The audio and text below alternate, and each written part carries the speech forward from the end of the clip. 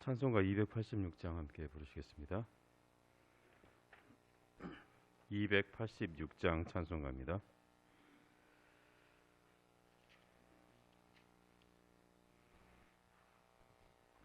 주 예수님 내 맘에 오사 날 붙들어 주시고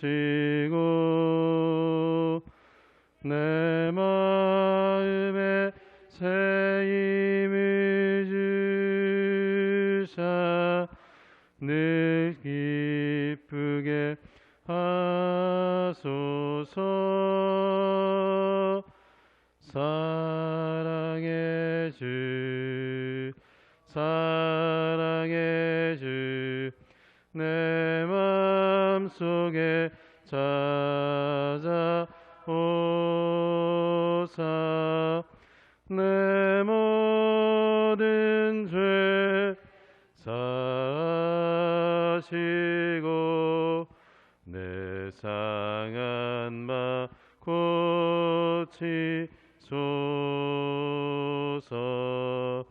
주 예수님 내 맘에 오사 내 소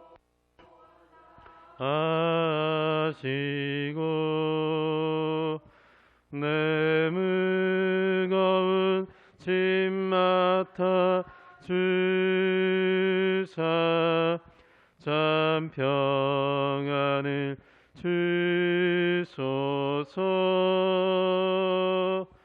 사랑의 주 사랑의 주 내 맘속에 찾아오사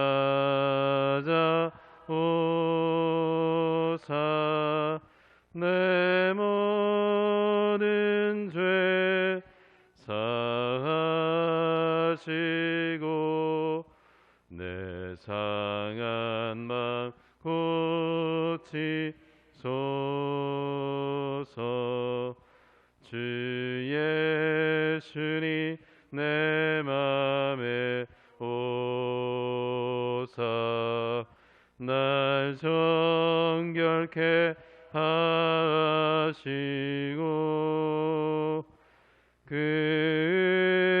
은혜를 내 맘에 채워 늘 충만케 하소서. 사랑의 주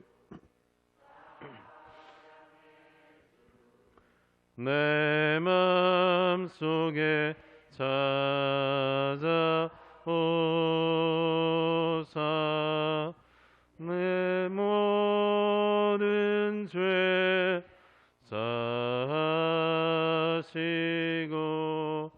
내 상한 맘 고치소서. 주 예수님 내 맘에 오사 길 인도하시고 주 성령을 내 맘에 채워 늘 충만케 하소서. 사랑의 주 사랑의 주 내 맘속에 찾아오사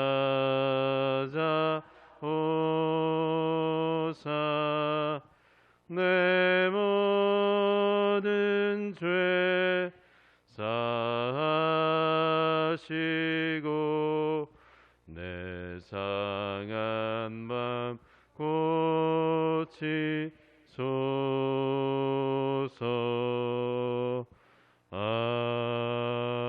아멘. 다 자리에서 일어나시기 바랍니다. 사도신경으로 우리의 신앙을 함께 고백드리겠습니다. 전능하사 천지를 만드신 하나님 아버지를 내가 믿사오며 그 외아들 우리 주 예수 그리스도를 믿사오니 이는 성령으로 잉태하사 동정녀 마리아에게 나시고 본디오 빌라도에게 고난을 받으사 십자가에 못 박혀 죽으시고 장사한 지 사흘 만에 죽은 자 가운데서 다시 살아나시며 하늘에 오르사 전능하신 하나님 우편에 앉아 계시다가 저리로서 산 자와 죽은 자를 심판하러 오시리라.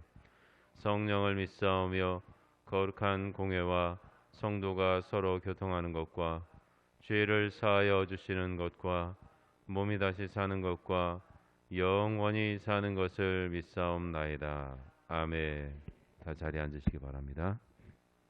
함께 기도하겠습니다. 하나님 아버지 은혜와 사랑을 감사드립니다. 하나님의 놀라운 사랑 가운데 지난 밤에도 저희들의 생명과 호흡을 지켜주시고 또 이 새벽 하나님 앞에 나와 주님처럼 습관을 조차 기도할 수 있도록 은혜 주시니 감사합니다. 아버지 하나님, 주 앞에 나와 기도하는 모든 우리 성도들의 기도의 제목들을 하나님께서 들으시고 응답하셔서 하나님 저들의 삶 가운데 필요한 모든 것들을 공급하시는 하나님의 그 놀라운 은혜의 손길을 날마다 경험케 하여 주시옵소서. 아버지 하나님, 하나님께서 이곳에 사랑하시는 안산 비전교회를 세우시고 지금까지 인도하시고 지켜주시니 감사합니다. 하나님 아버지, 우리 교회를 통해서 하나님께서 이루실 일들을 하나님 속히 행하시사 하나님 주의 몸된 교회를 통하여서 믿음의 모든 권속들이 하나님 더욱더 주님을 바라보며 살아가는 귀한 은혜가 있게 하시고 또 하나님 사랑으로 하나 되어 하나님 이 지역에 죽어져가는 영혼들을 구원하고도 남음이 있는 참으로 귀한 교회가 될 수 있도록 인도하여 주시옵소서. 아버지 하나님 또한 교회에 속한 모든 성도들 가운데 특별히 연약한 성도들을 하나님 기억하시사 아버지 하나님 저들의 육체의 질고로 말미암아 고통 가운데 하나님 앞에 부르짖는 기도의 제목들을 하나님께서 응답하여 주시고 또 특별히 하나님 우리 노년의 성도들 하나님께서 붙으셔서 하나님 날마다 천국의 소망이 더욱더 커져가게 하시고 주님 앞에 서는 그날까지 하나님 앞에 예배하며 기도하는 일들이 멈춰지지 않도록 하나님께서 강건함으로 붙들어 주시옵소서. 아버지 하나님, 주님께서 또 이제 앞으로 행하실 많은 일들이 있습니다. 또 하나님 5월 달에 여러 가지 행사들이 있습니다. 하나님 그 모든 행사들이 하나님의 뜻 가운데 이루어져 가게 하시고 그 어떤 어려움도 없도록 하나님께서 눈의 눈동자와 같이 지켜주시고 하나님 모든 일들 가운데 형통하도록 인도하여 주시옵소서. 하나님 저도 오늘도 말씀 앞에 섭니다. 주의 은혜 가운데 함께하여 주시고 성령의 능력으로 하나님 우리를 붙들어 주시옵소서. 감사드리며 사랑 많으신 예수님의 이름으로 기도드립니다. 아멘. 말씀 함께 보겠습니다. 누가복음 20장입니다. 누가복음 20장 1절로 8절까지의 말씀 함께 보도록 하겠습니다.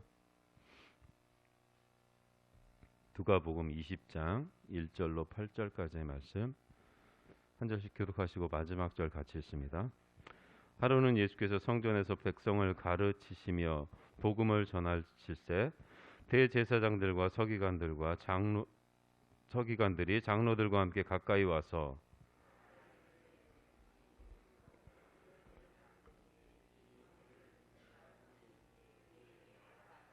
대답하여 이르시되 나도 한 말을 너희에게 물으리니 내게 말하라.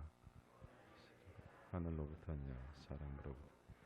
그들이 서로 의논하여 이르되 만일 하늘로부터라 하면 어찌하여 그를 믿지 아니하였느냐 할 것이요 만일 사람으로부터 백성이 요한을 선지자로 인정하니 그들이 다 우리를 돌로 칠 것이라 하고 대답하되 어디로부터인지 알지 못하노라 하니 예수께서 이르시되 나도 무슨 권위로 이런 일을 하는지 너희에게 이르지 아니하리라 하시니라. 아멘.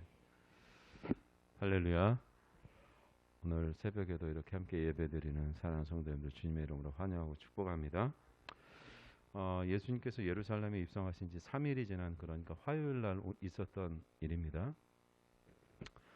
예수님께서 성전에서 그냥 하시던 대로 가르치고 계셨어요. 그런데 한 무리의 사람들이 몰려옵니다.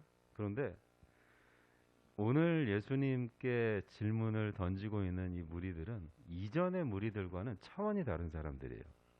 왜냐하면 대제사장들과 서기관들이 장로들과 함께 가까이 와서라고 이렇게 이야기를 합니다. 이 사람들은 누구냐면 유대교 최고의 권위를 가지고 있는 산헤드린 공의회의 그 수장들이 지금 예수님 앞에 온 거예요.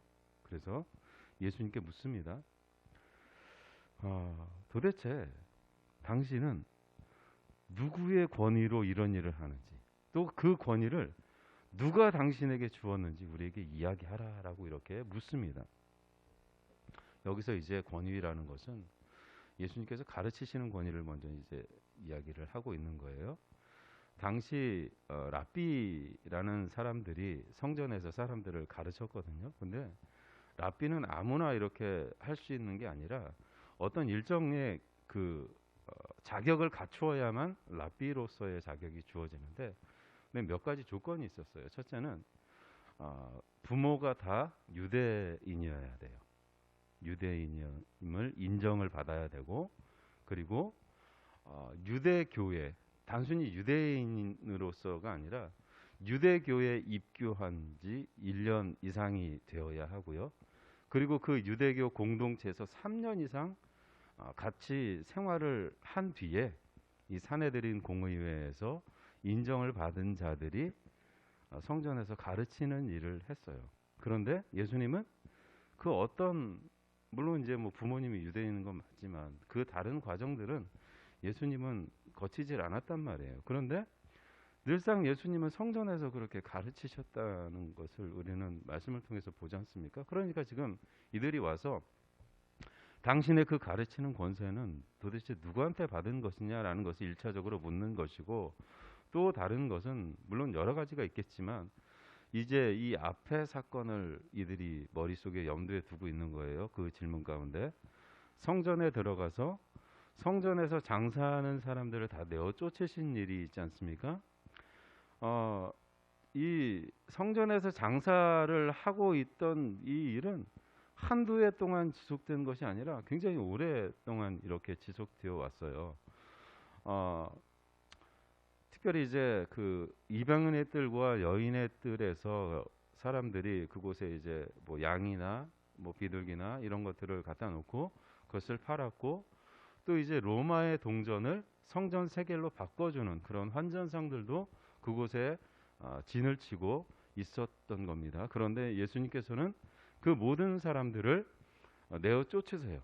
그리고 그 돈 바꾸는 환전상들의 그 상을 뒤집어 엎으면서 하나님의 기도하는 집을 너희들이 강도의 소굴로 만들었다라고 이렇게 말씀을 하시면서 그 성전을 다시 회복하시는 그 사건을 또한 이 질문 가운데 같이 던지고 있는 거예요. 도대체 여러분, 그 사람들이, 장사하는 사람들이 누구의 허락을 받고 장사를 했겠습니까? 자기들 마음대로 장사를 했을까요? 아니죠. 예, 이 산헤드린 공의회에 허락이 있었기 때문에 그곳에서 장사를 할 수 있었던 거예요. 그런데 지금 예수님께서는 그 유대 의결 기구, 최고의 의결 기구인 산헤드린 공의회의 그 결정을 지금 다 무너뜨리고 있는 거예요. 하나씩 하나씩. 그러니까 이제 이 산헤드린 공의회 최고의 수장들이 와서 예수님께 질문을 하는 거죠.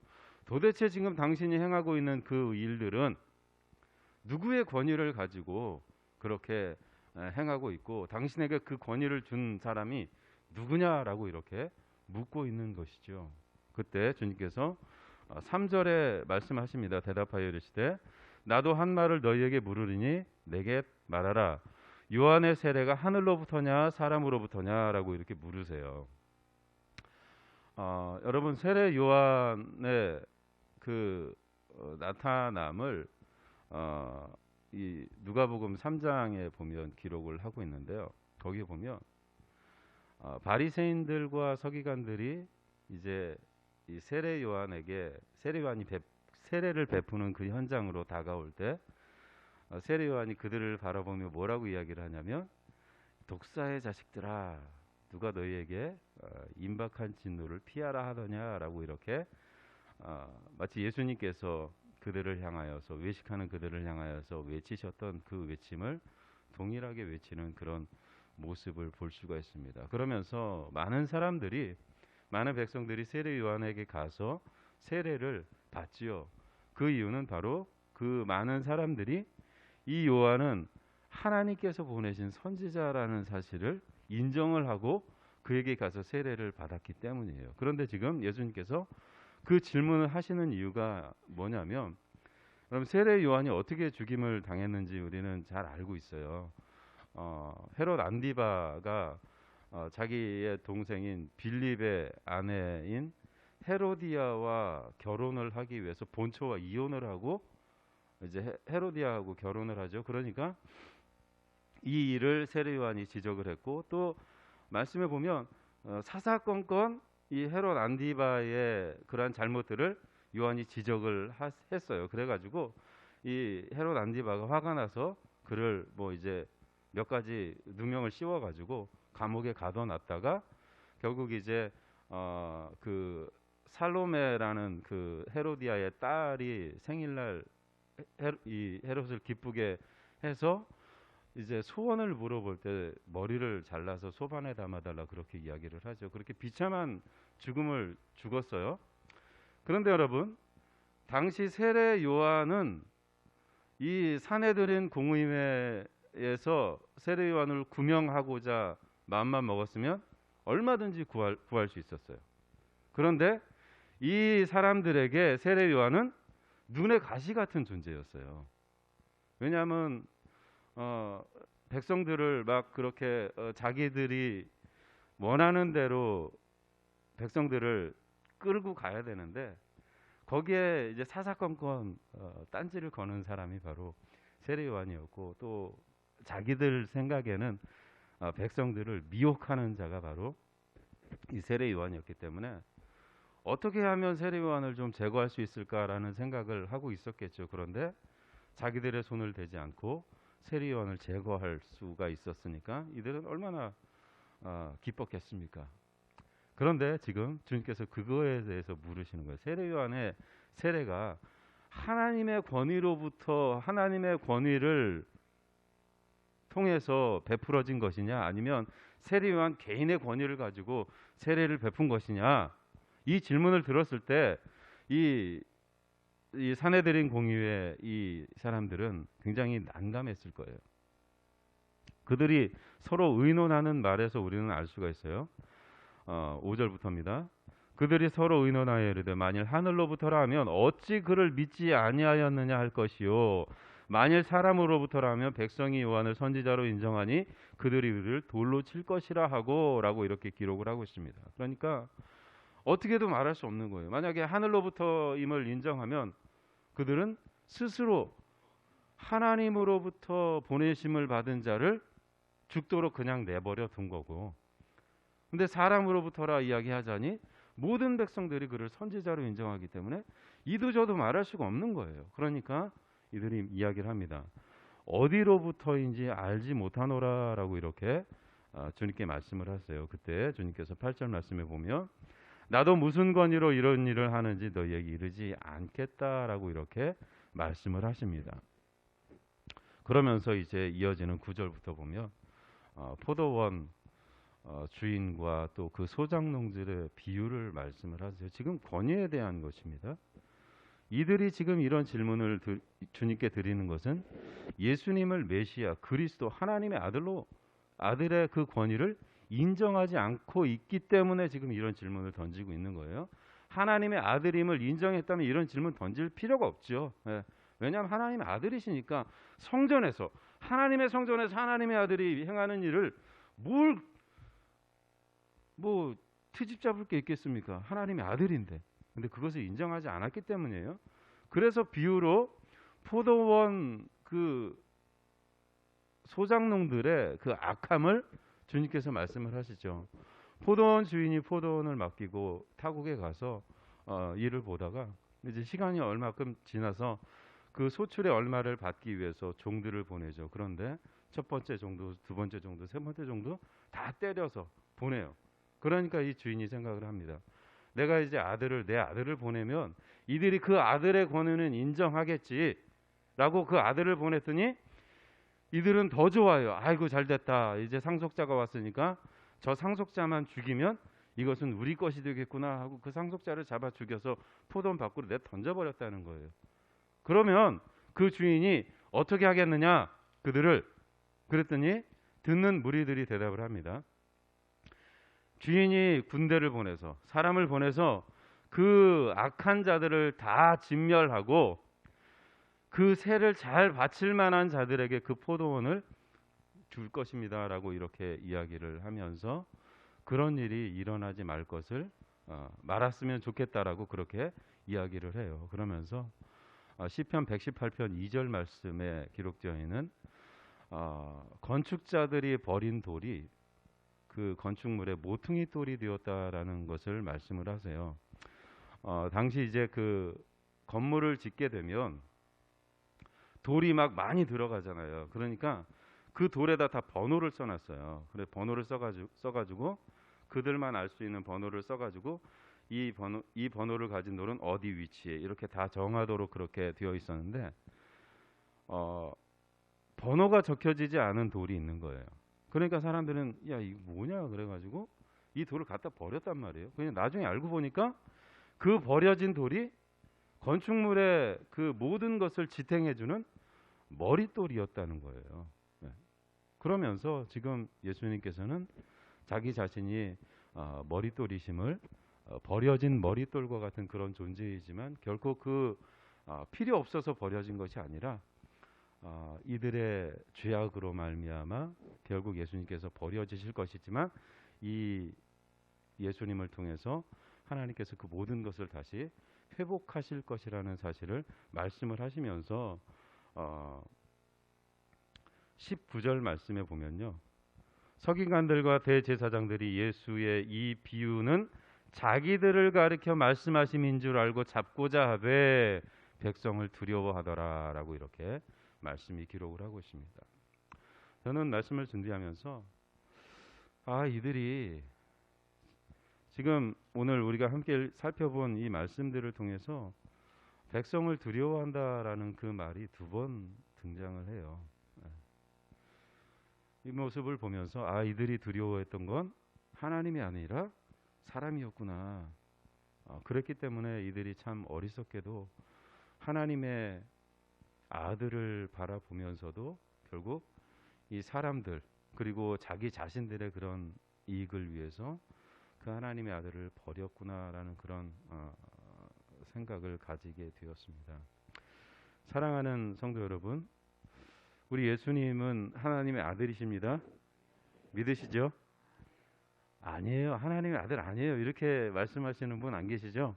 여러분들은 우리 예수님은 하나님의 아들이시라는 그 권위를 인정하시죠?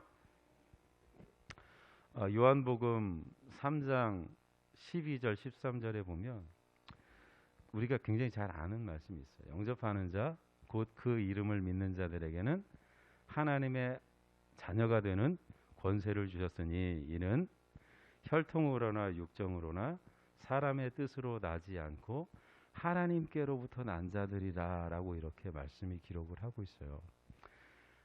영접하는 자 곧 그 이름을 그 하나님의 아들의 권세를 인정하는 자에게는 하나님께서 어떤 권세를 주신다고요? 하나님의 아들이 되는 권세를 주시겠다는 거예요. 이 하나님의 아들의 권세는 사람의 뜻으로 그래도 하나님의 아들의 이렇게 말한 것이 아니라 하나님께서 인정하시는 그 권세라는 사실입니다. 사랑하는 성도 여러분, 우리는 누구의 자녀예요? 하나님의 자녀입니다. 하나님의 자녀예요. 오늘 하루도 우리가 하나님의 자녀로 세상을 살아갑니다.